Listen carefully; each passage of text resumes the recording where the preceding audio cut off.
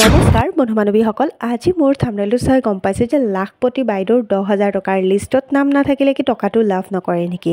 তো আপোনালোকক কওঁ, লিষ্টত নাম থাকিলেই যে টকাটো লাভ কৰিব এইটো কোনো কথা নাই, আৰু লিষ্টত নাম নাথাকিলেও যে টকাটো লাভ নকৰে কোনো কথা নাই। মানে কি বিষয়, মানে কোন মানে ধৰক যিখিনি ক্ৰাইটেৰিয়া দিছে সেইখিনি যদি আপোনালোকৰ আছে, ধৰক আপোনালোকৰ 3টা সন্তান নাই, বা ধৰক আপোনালোকৰ ইনকাম টেক্স নাই, বা আৰু বহুত বিজনেছ নাই, বা মহা লাখপতি হোৱা নাই, আপোনালোকৰ বেংকৰ একাউণ্ট মানে যিটো গোটৰ একাউণ্ট আছিলে তাত ধৰক আপোনালোকে বহুত লোন লোৱা নাই, তেতিয়াহ'লে আপোনালোকে টকাটো লাভ কৰিব। কিয়নো এতিয়াও আৰু ভালকৈ চাব, আকৌ ছাৰ্ভে হ'ব, ছাৰ্ভেৰ পিছতহে আপোনালোকৰ এই টকাখিনি লাভ কৰিব, আৰু এই টকা এপ্ৰিল মাহত পাব। আমাৰ মুখ্যমন্ত্ৰী ডাঙৰীয়াৰ প্ৰতিবেদনখিনি শুনিলে আপোনালোকে ভালদৰে গোটেইখিনি কথা আপোনালোকে গম পাব।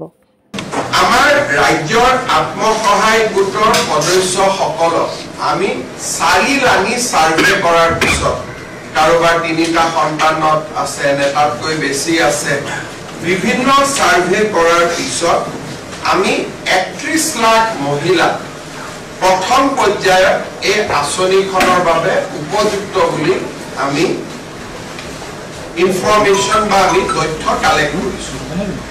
কিন্তু অসম চৰকাৰে 27 লাখ মহিলা এই আঁচনিখনৰ সুবিধা দিব আমাৰ বাজেট অনুসৰি। কাৰণ আমি যদিও 30 লাখ মহিলাই পাছ কৰিছে, আমি 27 লাখ মহিলাকহে এই আঁচনিৰ সুবিধা দিব পাৰিম। সেইবাবে অহা কেইটামান দিনত ব্লক পৰ্যায়ত এই আঁচনিৰ চূড়ান্ত হিতাধিকাৰী নিৰ্বাচনৰ কাম আৰম্ভ হ'ব।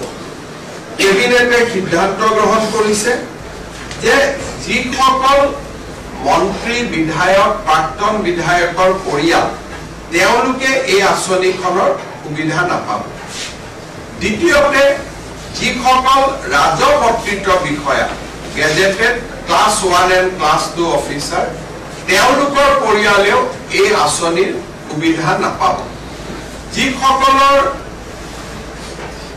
আমাৰ মদৰ দোকানৰ লাইচেন্স আছে, যিসকলৰ ঘৰত ব্যৱসায়িক ভিত্তিত ট্ৰাক্স আছে, JCB আছে, বা যিসকলে আয়কৰ পৰিশোধ কৰে, তেনেকুৱা লোকেও বা তেনেকুৱা আই মাতৃয়েও এই আঁচনিখনৰ সুবিধা নাপাব।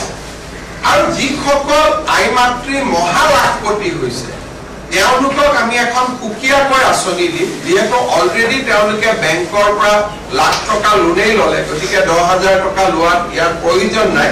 কিন্তু তেওঁলোকক আমি সুকীয়াকৈ আৰু ভাল আঁচনি এখন দিয়াৰ বাবে আমি চিন্তা কৰিম।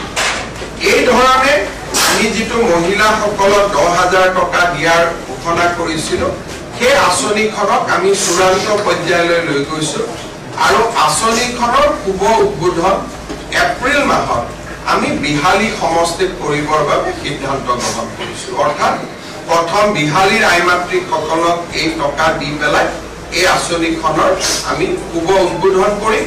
তাৰপিছত প্ৰতিটো সমষ্টিতে একোখন মিটিং হৈ এই আঁচনিৰ টকা আমি সমষ্টি ভিত্তিক বিতৰণ কৰিম।